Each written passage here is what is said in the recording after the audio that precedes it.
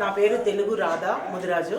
ఈరోజు మహిళలమందరం కూడా సమావేశమై ముదిరాజుల గురించి, ముదిరాజుల మహిళ గురించి సాధికారత దానిపైన కొన్ని అంశాలు మాట్లాడదలిచాము. ఆ అంశాలు ఏంటంటే, ముఖ్యంగా అన్ని రంగాల్లో మహిళలు ముందుకు రావాలని ఆలోచన దృక్పథంతోన ఇక్కడ ఒక కమిటీ లాగా ఏర్పాటు చేసుకొని ఇప్పుడు మెట్టుగాడి శ్రీనివాసు ప్రభాకర్ అన్న వాళ్ళ ఆధ్వర్యంలో ఇప్పుడు ఏం చేస్తున్నామంటే, ఇక్కడ మహిళా సంఘాలు నూతనంగా ఎన్నికైనటువంటి మహిళా సంఘాలకు నన్ను అధ్యక్షురాలుగా చేయడం జరిగింది. దీనిపైన మిగతా అంతా కూడా మిగతా మహిళలందరికీ కూడా వారి వారి పోస్టింగ్ ప్రకారం ఇవ్వడం జరిగింది. తర్వాత నెక్స్ట్ వచ్చేసి ఈ మహిళా సాధికారత దానిపైన మహిళల అభివృద్ధి కోసం ఎట్లా పాటుపడాలా, ఏం చేయాలా, అన్ని రంగాల్లో ఉన్న మహిళలను ఎలా ముందుకు తీసుకురావాలా అనే దానిపైన విద్యాపరంగా కానీ వైద్యపరంగా కానీ అన్ని రంగాల్లో వాళ్ళకు కూడా మేము చేదోడుగా వాదోడుగా ఉంటామని ఆలోచన దృక్పథంతో ఇక్కడ మహిళా ముదిరాజు సంఘాన్ని ఏర్పాటు చేయడం జరిగింది.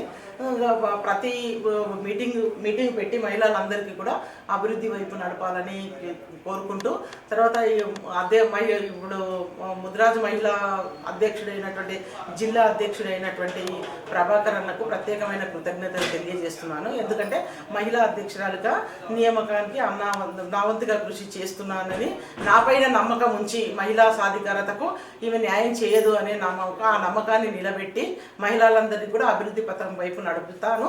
తర్వాత ఒక 1 month లోపల అందరినీ కూడా మహిళలను ఇంకా ముక్కుమడిగా చేసి మహిళలో ఎట్లా డెవలప్ చేయాలనే దానిపైన అభివృద్ధి పథకం నడిపిస్తామని నాపైన నమ్మకం ఉంచి నన్ను జిల్లా అధ్యక్షురాలుగా కూడా ఎన్నిక చేయడం జరిగింది. వాళ్ళకి ప్రత్యేకమైన కృతజ్ఞతలు తెలియజేసుకుంటున్నాను. నమస్తే, నా పేరు రమాదేవి, అసల రమాదేవి. నేను ముదిరాజు కమిటీలో కార్యదర్శిగా ఉన్నాను. మొత్తం మండలాల వారీగా ఇక్కడ మహిళలు రావడం జరిగింది. ఒక్కొక్క మండలికి వెళ్ళి ఒకరిని ఎంపిక చేసుకోవడం జరిగింది. ఎంపిక చేసిన వాళ్ళలో మా ముదిరాజులని ముందుకు తీసుకురావాలి అనే అభిప్రాయంతో ఈ కమిటీ వేయడం జరిగింది. మహిళలు ఎక్కడ ఉంటే అక్కడే ఉన్నారు. ఎందుకంటే మహిళలను ముందుకు రావనివ్వడం లేదు కనుక చదువులో కానీ రాజకీయంలో కానీ అన్ని రంగాలలో మహిళలని ముందుకు తీసుకురావాలనే ఒక దృఢ సంకల్పంతో ఈ మీటింగ్ అరేంజ్ చేసుకోవడం జరిగింది.